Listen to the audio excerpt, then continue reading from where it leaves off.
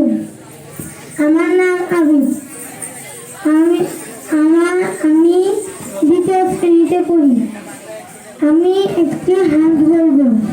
ও মদিনার বুলবুলি, তোমার নামের ফুল তুলি। ও মদিনার বুলবুলি, তোমার নামের ফুল তুলি। তোমার নামের মহিমাতে, তোমার নামের মহিমাতে রতন করে হৃদয় মাঝে একা একা নিরিবিলি। সেই ফুলের পাপড়িগুলো ঝরে পড়ে না, সেই ফুলের পাপড়িগুলো ঝরে পড়ে না। সে মুগ্ধ ভরা সুবাস তাহার তবু দেখায় না। ও মদিনার বুলবুলি, তোমার নামের ফুল তুলি।